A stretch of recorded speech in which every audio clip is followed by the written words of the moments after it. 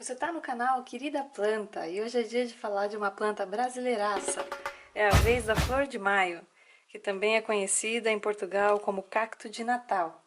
E nesse vídeo eu vou te ensinar como cuidar dessa belezura, como fazer ela florescer e vou citar alguns problemas comuns de cultivo também. Na hora de entender os cuidados gerais de qualquer planta, é muito útil a gente entender o ambiente onde essa planta vive na natureza também. E a flor de maio, ela é típica das nossas florestas do sudeste do Brasil e, como o nome sugere, ela dá flores no outono. Então ela é uma queridinha em muitas casas, principalmente pela companhia que ela faz pra gente nesses dias cinzas da época, né? Qual o tipo de solo que essa planta gosta? Então, no ambiente natural dela, ela é uma planta epífita. Então, ao invés de nascer na terra, ela cresce, na verdade, presa a rochas ou a árvores mesmo, mas ela não vai parasitar essas árvores. Então, ela precisa de muita ventilação nas raízes, ou seja, o solo dela precisa ser muito bem drenado. Então, é essencial um vasinho que tenha furos embaixo. E você também vai precisar usar ou areia, ou uma fibra de coco, ou cascalhos, alguma coisa que vai ajudar na drenagem dessa terra.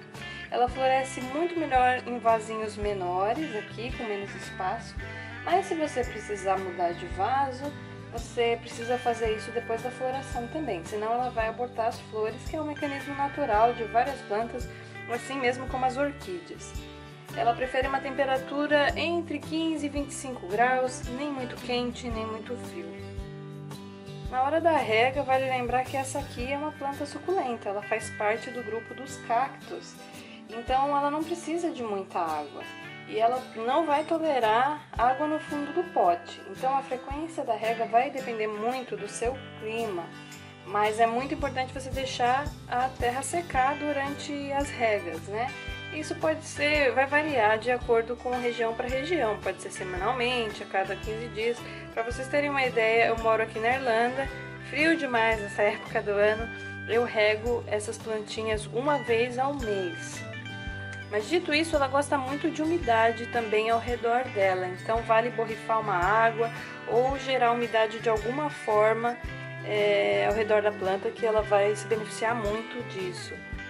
No decorrer do ano, essa planta gosta de muita luz natural, assim como vocês estão vendo aqui, mas luz difusa, não é luz direta, ela não tolera sol direto, muito menos o sol pleno.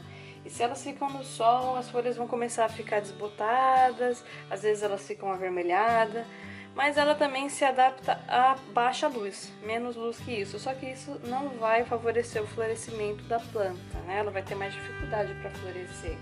Agora, a característica que eu achei mais curiosa dela, você sabia que você pode ajudar essa planta a florescer? Para fazer isso, você precisa imitar as condições de clima de outono do habitat natural dela. Então, os 2 meses antes da florada, você vai diminuir a quantidade de horas que ela fica exposta à luz do dia. Então, você tem que deixar ela numa sala sem luz por 12 a 14 horas diariamente.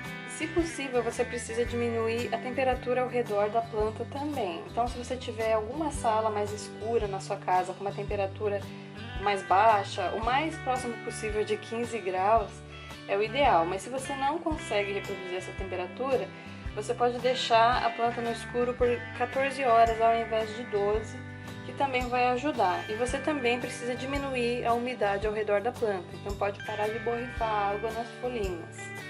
E durante o dia você volta a planta para a luz, ela vai precisar de luz ainda para viver. E assim que aparecerem os primeiros botões, você já pode deixar a flor de maio onde você normalmente deixa, pode deixar de lado essa história da sala escura. Mas atenção, é necessário que você vá aclimatizando ela aos poucos. Então, digamos, no primeiro dia você deixa ela por 12 horas nesse novo lugar. Aí no segundo dia, 13 horas nesse novo lugar. Depois 14 horas até você deixar ela o dia inteiro lá. Por quê? Porque se você não tiver esse cuidado, você pode perder os botões da flor de maio, ela pode abortar. Aliás, esse é um problema muito comum. Por que os botões da minha flor de maio estão caindo? Durante o período de floração, ela gosta de ficar em paz, não me toque, sabe assim? Não faça mudanças drásticas nem com relação à luz, nem com relação à temperatura e mesmo a umidade dela. Tem que ser tudo aos pouquinhos, senão ela vai abortar os botões. Um outro problema comum é essa planta ficar com um aspecto feio depois da florada, as folhas amareladas, às vezes meio murcha, ou ela até perde as folhas. Essa planta precisa de adubo depois da florada, senão ela não consegue recuperar as energias dela rápido. Então, assim que ela para de florir, você pode começar a adubar e vai adubando até começarem a surgir os primeiros botões de novo. Eu uso adubo para cacto e você pode usar o adubo que o centro de jardinagem te recomendar, o que você achar melhor. A minha tá quase florescendo, não vejo a hora de ver as primeiras flores. E é isso, gente. Se você gostou do conteúdo, se inscreva e até o próximo vídeo.